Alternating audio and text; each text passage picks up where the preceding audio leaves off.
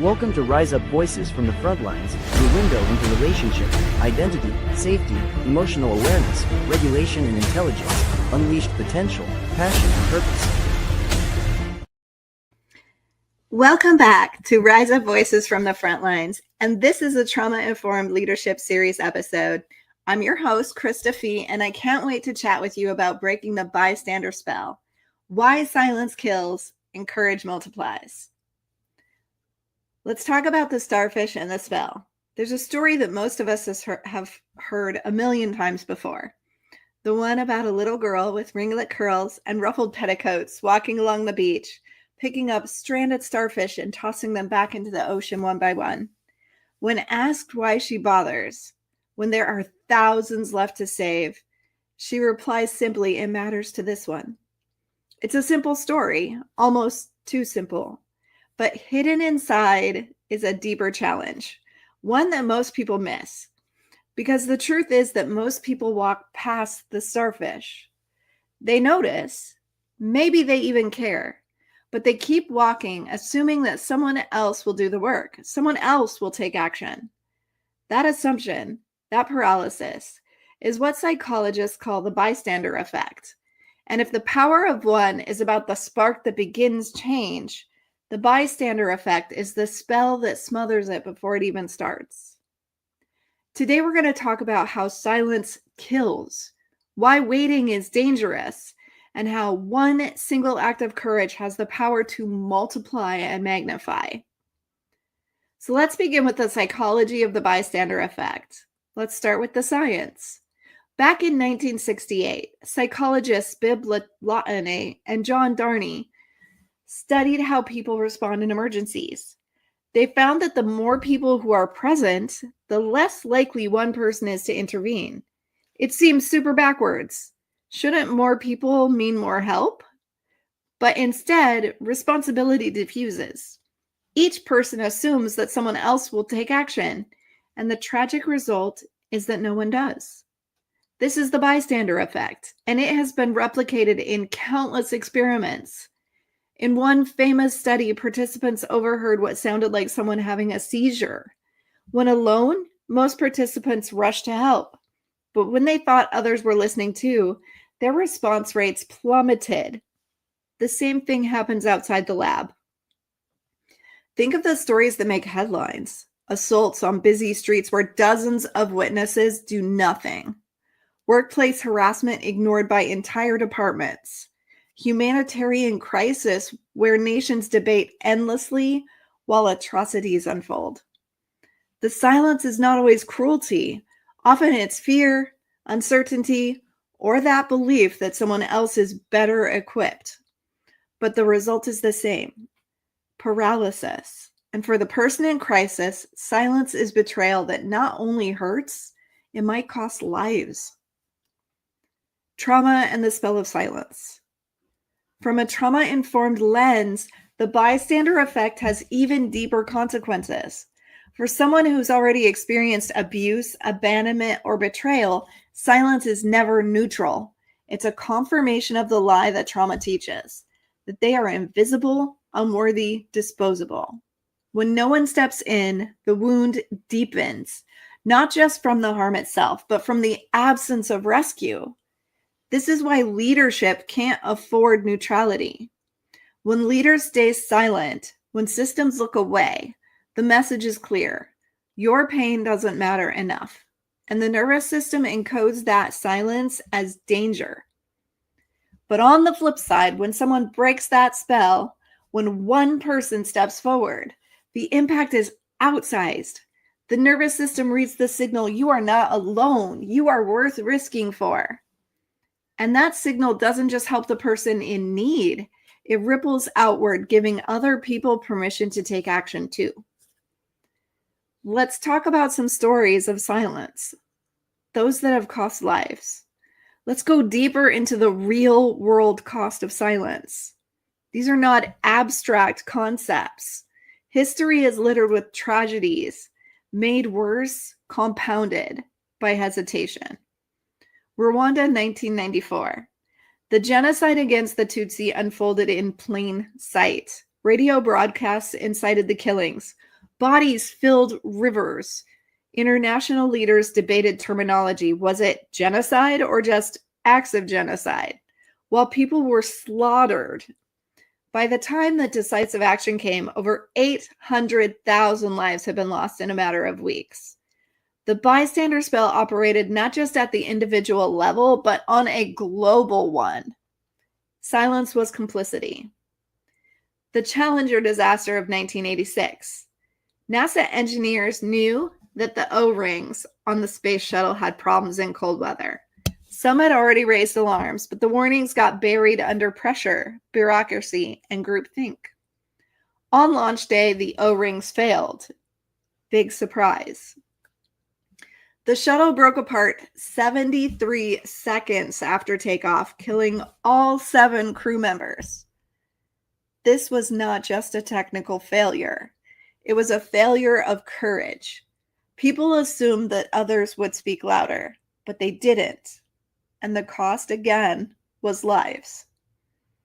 How many stories have we heard in recent years of entire organizations that knew and said nothing? Victims came forward, but colleagues stayed quiet. Supervisors ignored complaints.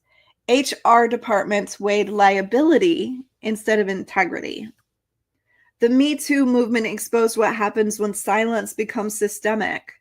Abuse flourishes in the absence of intervention. Let me say that again. Abuse flourishes in the absence of intervention.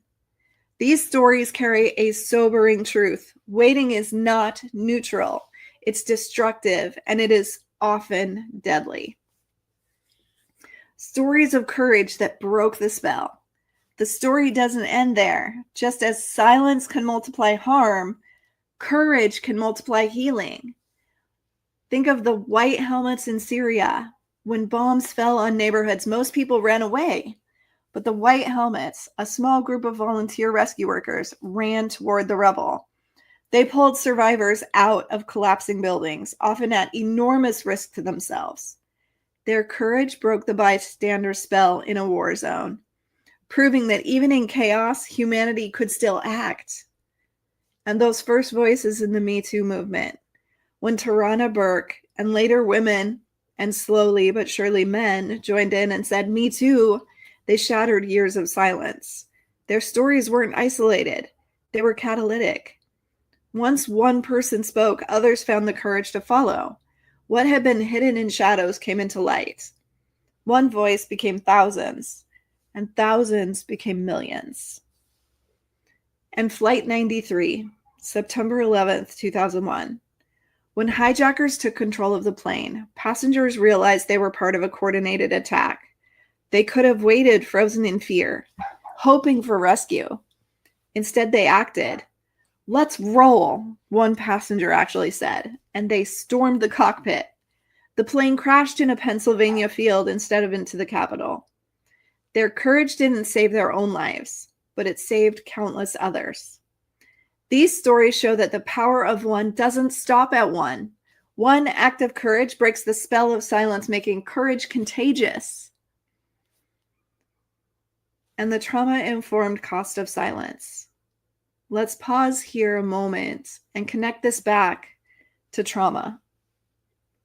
When leaders remain silent in the face of harm, whether in a family, an organization, or a nation, that silence is not just absence, it's reenactment.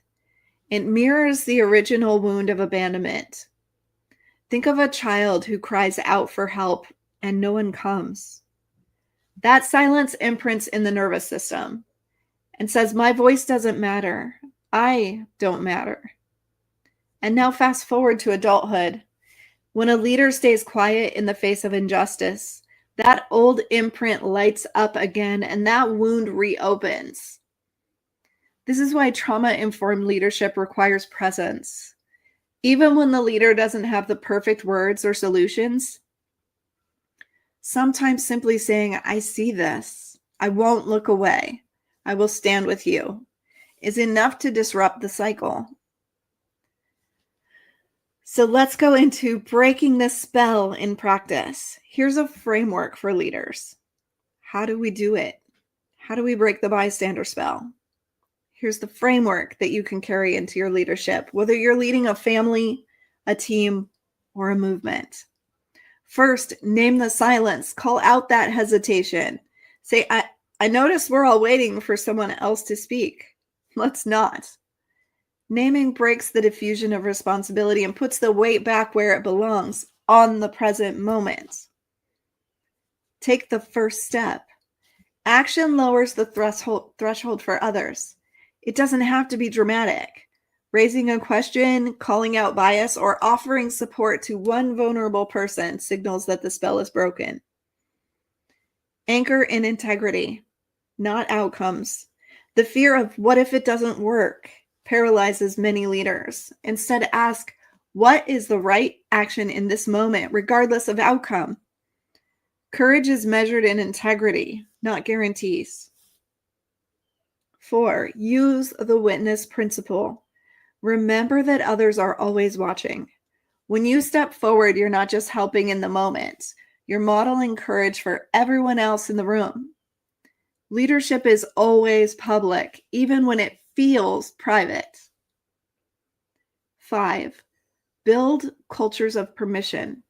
Create systems where people know that they can speak up without retaliation. Psychological safety, clear reporting channels, and consistent accountability all reduce the bystander effect. When people know that their voice matters, they're more likely to use it. Train for action. In crisis response, we train for scenarios, fire drills, rescue protocols, so that when chaos comes, people don't freeze. Leadership requires the same process.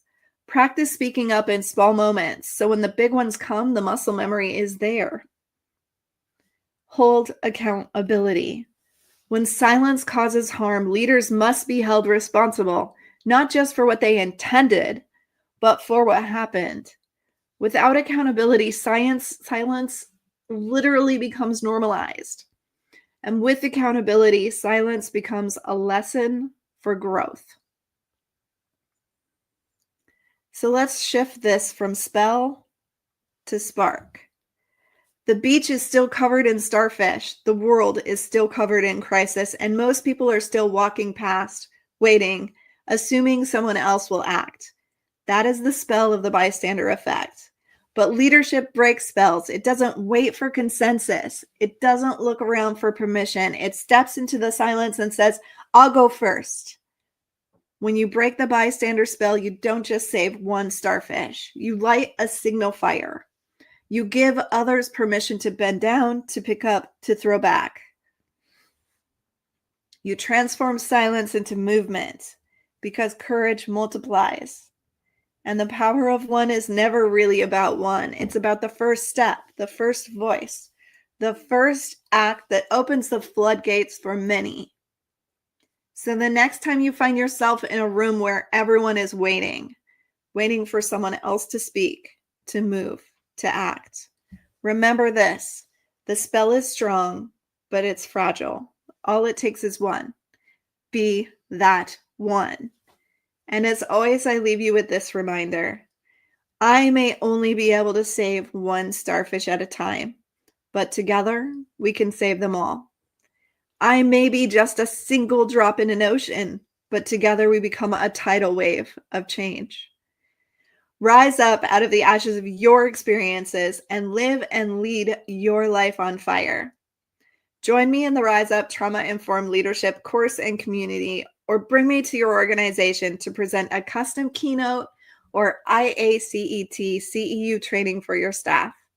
Use the link in the show notes to schedule your complimentary consultation to see how Rise Up can impact your retention, satisfaction, and bottom line. Become a Rise Up Hero sponsor to provide mental wellness and crisis response resources for those who serve country and community. Join us in the Rise Up movement today.